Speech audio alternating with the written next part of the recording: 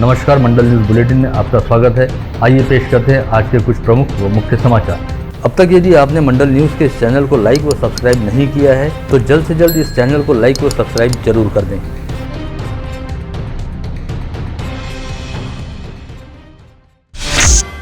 राज्य खुफिया पुलिस महकमे की पूर्व प्रमुख रश्मि शुक्ला नामक आईपीएस अधिकारी द्वारा वर्ष 2017 में मादक पदार्थों की तस्करी में लिप्त रैकेट का पर्दाफाश करने की वजह को आगे करते हुए राज्य के कई महत्वपूर्ण व्यक्तियों के मोबाइल फोन की करीब 60 दिनों तक टैपिंग की गई थी और रिकॉर्ड किए गए कॉल का डेटा तत्कालीन सत्ता पक्ष को सौंपा गया था। इसके तहत उस समय विधायक रहने वाले बच्चू कडू के मोबाइल फोन भी 18 सितंबर से 14 नवंबर तक टेप किए गए थे। ऐसी जानकारी बीते दिनों सामने आई, जिसके बाद इस विषय को लेकर प्रतिक्रिया हेतु जब मंडल न्यूज द्वारा राज्य मंत्री बच्चू कडू से संपर्क किया गया तो उन्होंने कहा कि किसी जनप्रतिनिधि को मादक पदार्थों का तस्कर बताते हुए उसके फोन को लगातार 60 दिनों तक टेप करना बेहद अवमानजनक और निषेधार्थ घटना है। इसकी जितनी निंदा की जाए कम है। यह सीधे सीधे उनकी निजता का हनन है और उनकी व्यक्तिगत आजादी पर आघात है, जिसके खिलाफ निश्चित तौर पर अदालत में भी जाएंगे।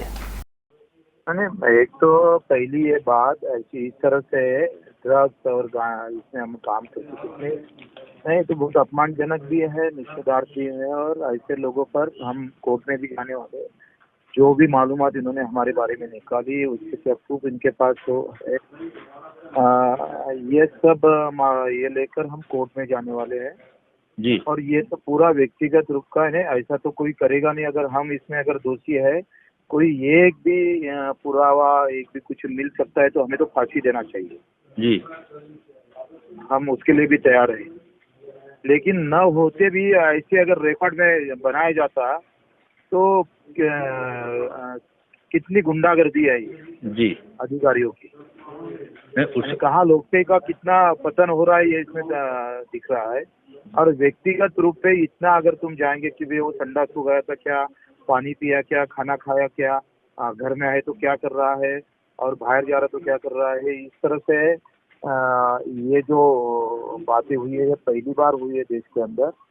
और इससे लोकशाही भी स्वतंत्रता का भी जो है आजाद भारत के लिए बहुत मुसीबत आ सकती है जी। इस तरह से अगर व्यक्तिगत रूप से लोग चलते गए तो मेरे को लगता है जिसकी सरकार है उसके गुलाम बनते जाएंगे लोग, बराबर गुलामी की तरफ लेके जा रही है सरकार इस तरह से जी। तो मैं इसके बारे में हम रोकने वाले नहीं। जिन्होंने भी ये मालूमात निकाले और हमारे नाम पर जिस तरह से ये बताया गया कि हम गांजे के तस्करी करते जी, वो होना चाहिए और इसके लिए हम कोर्ट में भी जाएंगे जी। इस तरह से मदद माहिती लेकर हमको बदनाम करने का जो प्रकार चालू है, किसको छोड़ेंगे नहीं हम। जिले की सांसद नवनीत राणा की शिकायत पर अमरावती की पुलिस आयुक्त डॉक्टर आरती सिंह, तत्कालीन पुलिस उपायुक्त शशिकांत सातव तथा मुंबई के पुलिस आयुक्त को लोकसभा सचिवालय में आगामी 9 मार्च को हाजिर रहने के संदर्भ में नोटिस जारी की गई है। सांसद नवनीत राणा द्वारा लोकसभा अध्यक्ष के समक्ष की गई अपनी शिकायत में कहा गया कि 15 नवंबर 2020 को उन्हें तथा उनके पति व विधायक रवि राणा को पुलिस द्वारा जबरन अपने कब्जे में लेकर पुलिस के वाहन में बिठाया गया और अपराधियों की तरह पुलिस आयुक्तालय में ले जाकर रखा गया। साथ ही उन्हें मुंबई जाने से रोकते हुए उनके साथ पुलिस द्वारा अपशब्दों का प्रयोग किया गया था। इस शिकायत के आधार पर लोकसभा सचिवालय द्वारा संबंधित अधिकारियों को आगामी 9 मार्च को अपने सामने उपस्थित रहने हेतु कहा गया है। इस मामले को लेकर सांसद नवनीत राणा ने कहा कि उन्होंने पहले ही इस कार्रवाई में लिप्त सभी पुलिस अधिकारियों को संसद में बुलवाकर उनके खिलाफ निलंबन की कार्रवाई करवाने की बात कही थी और वे अब भी इन तीनों अधिकारियों को निश्चित रूप से निलंबित जरूर करवाएंगी। लोकसभा के उपसचिव द्वारा अमरावती की पुलिस आयुक्त डॉक्टर आरती सिंह, तत्कालीन पुलिस उपायुक्त शशिकांत सातव तथा मुंबई के पुलिस आयुक्त को लोकसभा सचिवालय में उपस्थित रहने हेतु कहा गया है। ऐसे में अब सभी की निगाहें इस ओर लगी हुई है कि आगामी 9 मार्च को इन सभी अधिकारियों को लोकसभा सचिवालय में क्या कहा जाता है और उनके खिलाफ कौन सी कार्रवाई प्रस्तावित की जाती है। कांग्रेस के प्रदेश प्रवक्ता दिलीप एड़तकर द्वारा यहां जारी प्रेस विज्ञप्ति में कहा गया कि महाराष्ट्र के 48 सांसदों में से जिले की सांसद नवनीत राणा लोकसभा में सवाल पूछने को लेकर नीचे से दूसरे यानी 47वें स्थान पर है, जिन्होंने अपने 33 माह के कार्यकाल दौरान लोकसभा में कुल 55 सवाल ही पूछे और केवल 56 चर्चाओं में हिस्सा लिया। इसमें भी अधिकांश चर्चाओं में सांसद नवनीत राणा ने प्रधानमंत्री नरेंद्र मोदी व भाजपा सरकार की प्रशंसा करते हुए कांग्रेस सहित विपक्ष की आलोचना करने में अधिकांश समय बिताया। यदि इसकी बजाय वे जिले के विकास से संबंधित मामलों पर ध्यान देती तो शायद अमरावती जिले का कुछ भला हो जाता। कांग्रेस प्रवक्ता दिलीप एडकर द्वारा लगाए गए आरोप के संदर्भ में प्रतिक्रिया हेतु संपर्क किए जाने पर सांसद नवनीत राणा ने नो कमेंट्स कहते हुए अपनी ओर से प्रतिक्रिया देने से इनकार किया। साथ ही कहा कि कांग्रेस के प्रदेश प्रवक्ता को उनकी युवा स्वाभिमान पार्टी के प्रवक्ता की ओर से जवाब दिया जाएगा। मनपा आयुक्त प्रवीण आष्टीकर पर स्याही फेंकने के साथ ही जानलेवा हमला करने के मामले को लेकर नामजद विधायक रवि राणा ने आज अपने वकीलों के मार्फत स्थानीय अदालत में अग्रिम जमानत मिलने हेतु आवेदन पेश किया। अपराह्न 2:45 बजे इस याचिका पर सुनवाई शुरू हुई, जिसमें याचिकाकर्ता का पक्ष सुनने के बाद अदालत ने पुलिस एवं अभियोजन पक्ष को कल गुरुवार 3 मार्च को अपना स्टे दाखिल करने हेतु कहा। ऐसे में उम्मीद है कि विधायक रवि राणा की अग्रिम जमानत को लेकर अदालत द्वारा कल ही कोई फैसला सुनाया जा सकता है। बेहद कम जगह और भारी यातायात वाले स्थान पर रहने वाले अमरावती तहसील कार्यालय को अब जल्द ही सांस्कृतिक भवन के सामने खुले मैदान में स्थलांतरित किया जाएगा। इसके लिए नई इमारत का निर्माण कार्य शुरू किया गया है। करीब 12 करोड़ रुपए की लागत से तैयार होने वाली इस इमारत का काम 10 माह में पूरा होगा और 2 मंजिला इस अत्याधुनिक इमारत में जनता को एक ही छत के नीचे सारी सुविधाएं उपलब्ध कराई जाएंगी। फिलहाल इस इमारत की सुरक्षा दीवार का काम शुरू है, वहीं इस इमारत की नींव का काम भी शुरू किया गया है। जिले की 9 नगर पालिकाओं की प्रारूप प्रभाग रचना तैयार करते हुए इसकी रिपोर्ट पेश करने हेतु राज्य निर्वाचन आयोग द्वारा जिला प्रशासन को 2 मार्च तक की समयावधि दी गई थी। इसके तहत अ वर्ग वाली अचलपुर नगर पालिका की रिपोर्ट राज्य निर्वाचन आयोग के पास गत रोज ही भेज दी गई है। वहीं ब तथा क वर्ग में शामिल नगर पालिकाओं की प्रारूप प्रभाग रचना जिला प्रशासन के पास पहुँच चुकी है। इन सभी प्रारूप प्रभाग रचनाओं पर आगामी 10 मार्च को संबंधित प्राधिकरणों द्वारा निर्णय लेते हुए प्रारूप प्रभाग रचना घोषित की जाएगी, जिसके बाद 17 मार्च तक इन प्रारूप प्रभाग रचना पर आपत्ति व आक्षेप स्वीकार किए जाएंगे और 22 मार्च तक आपत्तियों व आक्षेपों पर सुनवाई करते हुए 5 अप्रैल को अंतिम प्रभाग रचना प्रकाशित होगी। विगत कुछ समय से प्रहार जनशक्ति पार्टी के पदाधिकारी अपनी विभिन्न समस्याओं को लेकर कई बार निगमायुक्त को ज्ञापन सौंप चुके हैं, लेकिन अब तक इसका कोई लाभ नहीं हुआ। इस बात के मद्देनजर राज्य मंत्री बच्चू कडू ने आज अमरावती पहुंचकर मनपा आयुक्त डॉक्टर प्रवीण आष्टीकर के दालान में एक समीक्षा बैठक लेते हुए संबंधित विभाग के अधिकारियों को मंजूर किए गए घरकुल एक्शन प्लान तैयार करने व विकलांगों को मानधन देने जैसी समस्याओं को लेकर कड़े दिशा निर्देश जारी किए। जरी आपण लाभार्थ्याचं आपण एखाद्या बँकेने जरी कव्हर केलं तर त्याला 1000 रुपये महिना भेटतो संजय गांधीचा, त्याच्यातला 500 जरी केला ते आणि आपण जर वर्षाला जर केले त्या लाभार्थ्यासाठी नाही एकटे देऊ शकलो आपण तर त्याच्यातून कव्हर होते ना ते, नाही का? हो, म्हणजे जे जे घटक ज्याच्यातून मिळू शकेल ते घटक आपण तयार करून आम्हाला दाखवा थोडंसं, मला माहिती द्या। ठीक आहे। आणि एक हा एक घटक झाला। दुसरा एक घटक आपला आमच्या जागेवरती जी घरं आहेत घटक 3 मध्ये 860 घरं बांधतो आपण, त्याच्यामध्ये 5% आम्ही अपंगांसाठी ठेवतो। तर त्याच्यामध्ये आपल्याकडे लोक आलेले आहेत, पण त्याच्यामध्ये कसं आहे की तो त्याची लोन केस करतो बँकेकडे, ते करत आहे लोक। आणि तिसरा जो घटक होता की ते झोपडपट्टीतलं PR काय होते, आता मी नागपूर बऱ्याच ठिकाणचे आमच्याकडे लोक आले, लोन केस ते तो काही हा देत नाही, बँकवाले करत नाही। आज आम्ही प्रहार आमचे अध्यक्ष बंटीजी रामटेके गोलू वगैरे सगळ्यांनी एक निवेदन दिलं होतं। त्यानुसारच स्वच्छतेच्या बाबत असेल, रमाई आंबेडकर योजना असेल, पंतप्रधान आवास योजना, यामध्ये 8000 घरकुलं आपण मंजूर केले, पण त्याचा ॲक्शन प्लॅन मात्र तयार झाला नाही। आणि तो जर ॲक्शन प्लॅन घरकुल बांधण्याच्या बाबतीत तयार झाला नाही तर येणाऱ्या पावसाळ्यापर्यंत पुन्हा घरकुल थांबेल। त्याच्यासाठी एक सूचना आपण दिलेली आहे। ज्या सफाईच्या बाबतीतचा जो विषय होता, माहीतच नाही एका प्रभागामध्ये जर 55 कर्मचारी काम करतं तर तो नेमका किती घरावर काम करतं याची सगळी माहिती आता प्रत्येकाच्या घरी जाईल आणि त्याला माहीत पडेल का माझ्याकडे कोण कामगार सफाई काम करतं। त्याचे मोबाईल नंबर दिला जाईल, कोणत्या वेळेस कशा पद्धतीनं किती तो कामाला येतं सफाई करतं त्याची माहिती दिल्या जाणार आहे। अपंगांना फक्त जे काही 60च्या वरती अपंगत वृद्ध आहे त्यांनाच मानधन द्यायचं ठरलं होतं, पण आम्ही असं म्हणतो का ज्याच्या घरी 3 एकापेक्षा जास्त अपंग आहेत त्यांनासुद्धा ते मानधन द्यावं। हा एक बचत गटाचा आहे आणि एक प्रॉपर सर्वे घर जाऊन अपंगाचा जो आज 4000 आहे त्याच्यापेक्षा जास्त अपंग इथं आहे, पण प्रत्यक्षात नोंदणी इथं झालेली नाही, त्या अपंगांचा सुद्धा सर्वे झाला पाहिजे, त्याची एक सूचना आपण दिल्या। 19 बेडच्या हॉस्पिटल आहे प्राथमिक आरोग्य केंद्र, पण तिथे इंजेक्शन द्यायची सोय नाही, फक्त औषधी द्यावं लागतं।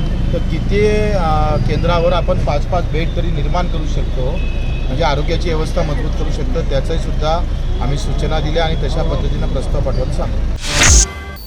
कोविड संक्रमण जैसी विपरीत स्थिति का सामना करते हुए बोर्ड परीक्षा देने हेतु जाने वाले विद्यार्थियों की मानसिकता को ध्यान में रखते हुए इस वर्ष राज्य शिक्षा मंडल ने अपनी परीक्षाओं के इतिहास में पहली बार एक नया प्रयोग करने का निर्णय लिया है, जिसके तहत परीक्षा जारी रहते समय कुल 9 बार घंटी बजेगी, ताकि विद्यार्थियों को परीक्षा के शेष समय के बारे में सूचित किया जा सके और सभी विद्यार्थी तनाव मुक्त तरीके से परीक्षा दे सकें। आगामी 4 मार्च से कक्षा 12वीं तथा 10 मार्च से कक्षा 10वीं की परीक्षा शुरू होने जा रही है।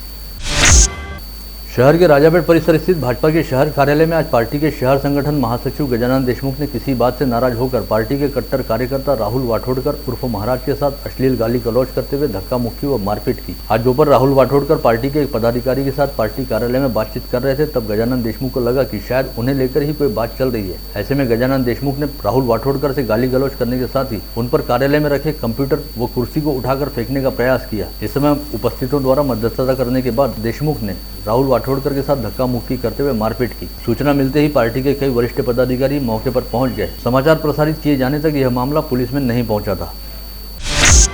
विगत 24 घंटे के दौरान जिले में एक व्यक्ति कोविड संक्रमित पाया गया। इस समय जिले में एक्टिव पॉजिटिव मरीजों की संख्या 16 है। इन एक्टिव पॉजिटिव मरीजों में मनपा क्षेत्र के 5 और ग्रामीण क्षेत्र के 11 मरीजों का समावेश है। इनमें से 11 मरीज कोविड अस्पताल में भर्ती हैं, वहीं मनपा क्षेत्र में 3 व ग्रामीण क्षेत्र में 2 मरीजों को होम आइसोलेशन में रखा गया है। साथ ही आज 7 मरीजों को कोविड मुक्त हो जाने के चलते डिस्चार्ज दिया गया।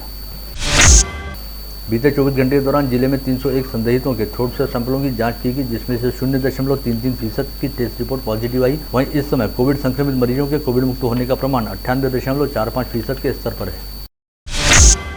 जिले में स्वयं योजना अंतर्गत डीबीटी आदिवासी छात्र छात्राओं को दी जाए, इस आशय की मांग को लेकर आदिवासी छात्र छात्राओं द्वारा जिलाधीश पवनीत कौर के जरिए राज्यपाल भगत सिंह कोश्यारी व आदिवासी विकास मंत्री केसी पाडवी के नाम एक ज्ञापन सौंपा गया। साथ ही मांग पूरी न किए जाने पर जिलाधीश कार्यालय के सामने अन्नत्याग आंदोलन करने की चेतावनी दी गई। भाजपा महिला मोर्चा द्वारा पुलिस आयुक्त व मनपा आयुक्त को सौंपे गए ज्ञापन में कहा गया कि कमल प्लाजा से मंगलधाम कॉलोनी मार्ग पर भारी वाहनों की आवाजाही बंद कराने के साथ ही यहां पर गतिरोधक लगाए जाएं, ताकि इस परिसर में होने वाले हादसों को रोका जा सके। मराठा सेवा संघ की जिला शाखा द्वारा देश के राष्ट्रपति के नाम स्थानीय जिलाधीश के जरिए भेजे गए ज्ञापन में मांग की गई कि महाराष्ट्र के राज्यपाल भगत सिंह कोश्यारी को पद से निष्कासित करने के साथ ही उनके खिलाफ अपराध दर्ज किया जाए। स्वास्थ्य कर्मचारी व एम्बुलेंस चालकों द्वारा जिला परिषद के मुख्य कार्यपालन अधिकारी अविशान पंडा को सौंपे गए निवेदन में कहा गया कि कोविड संक्रमण काल के दौरान सेवा देने वाले स्वास्थ्य कर्मियों व एम्बुलेंस चालकों को उनका बकाया वेतन जल्द से जल्द अदा किया जाए। सफाई मजदूर कांग्रेस द्वारा जिलाधीश कार्यालय पर आंदोलन करते हुए मांग की गई वंश परंपरागत सफाई कर्मियों की प्रलंबित मांगों को पूरा करते हुए उन्हें जल्द से जल्द न्याय दिया जाए। बीते दिनों वर्धा निवासी हर्षल रुंधे नामक युवक का एमआई कंपनी का mobile phone Badnera railway station से चोरी हो गया था, जिसकी शिकायत मिलने के बाद बडनेरा रेलवे पुलिस द्वारा कार्रवाई करते हुए राजेश केंद्रे नामक आरोपी को नई बस्ती बडनेरा के गजानन नगर परिसर से गिरफ्तार किया गया। गाड़गीनगर पुलिस थाना क्षेत्र के नया कॉटन मार्केट में संतोष परांजपे का विश्वास जीतकर अड़त व्यापारी राहुल गावंडे ने संतोष के कार्यालय से 2 कोरे चेक चुरा लिए और नकली हस्ताक्षर करते हुए 20 लाख रुपए एक्सिस बैंक से भुनाने का प्रयास किया। इसकी शिकायत मिलने पर गाड़गीनगर पुलिस ने राहुल गावंडे के खिलाफ धोखाधड़ी की विभिन्न धाराओं के तहत अपराध दर्ज करते हुए कार्रवाई शुरू की। मोर्शी तहसील के खेड़ गांव में रहने वाला विलास सुरजू से पिछले कई दिनों से अवैध तरीके से देशी कच्ची महुए की शराब का व्यवसाय कर रहा है और कई बार समझाने के बाद भी उसके व्यवहार में कोई फर्क नहीं आया। इस बात के मद्देनजर ग्रामीण पुलिस ने विलास सुरजू से के खिलाफ एमपीडीए एक्ट के तहत कार्रवाई करते हुए उसे 1 साल के लिए जेल में बंद कर दिया। बलात्कार के अपराध में जेल की सलाखों के पीछे रहने वाले आरोपी को जिला टीबी अस्पताल में इलाज के लिए भर्ती कराया गया, जहां से मंगलवार की दोपहर 1:30 बजे के आसपास यह आरोपी टीबी अस्पताल से भाग गया। फ्रेजरपुरा पुलिस ने प्रवीण अंबोरे नामक इस आरोपी के खिलाफ अपराध दर्ज करते हुए उसकी तलाश शुरू की। साथ ही नांदगांवपेट पुलिस ने गुप्त सूचना के आधार पर इस आरोपी को गिरफ्तार करने में सफलता प्राप्त की। नागपुर गेट पुलिस थाना क्षेत्र के मुजफ्फरपुरा में रहने वाले इरशाद अली को अज्ञात मोबाइल धारक ने अपना नाम सोमनाथ पाल बताते हुए एसडी कैंटीन से मुंबई के भिवंडी कार्टून बॉक्स बताने का कहकर बारकोड की जानकारी ली और 15,000 रुपये का ऑनलाइन चूना लगाया। पुलिस ने कॉल करने वाले अज्ञात व्यक्ति के खिलाफ धोखाधड़ी का अपराध दर्ज किया है। अकोला के मुंडगांवकर ज्वेलर्स में सोने व नगद राशि के रूप में निवेश करने वाले 300 से अधिक ग्राहकों ने सिटी कोतवाली पुलिस थाने में शिकायत दी और संचालकों पर 12 करोड़ रुपए से अधिक का घोटाला करने का आरोप लगाया। पुलिस थाने में अपराध दर्ज होने के बाद 6 आरोपियों में से मुंडगांवकर ज्वेलर्स के संचालक के पिता, एक भाई की पत्नी व एक मुनीम को पुलिस द्वारा गिरफ्तार किया गया था। वहीं मुंडगांवकर ज्वेलर्स के संचालक अमोल पिंजरकर व विजय पिंजरकर फरार थे, जिन्हें आज अपराध शाखा व आर्थिक अपराध शाखा पुलिस ने गिरफ्तार कर लिया है। आप देख रहे थे मंडल न्यूज बुलेटिन। हमारे चैनल को लाइक करें, शेयर करें और हाँ, सब्सक्राइब करना ना भूलें। कल होगी आपसे फिर मुलाकात, तब तक के लिए धन्यवाद।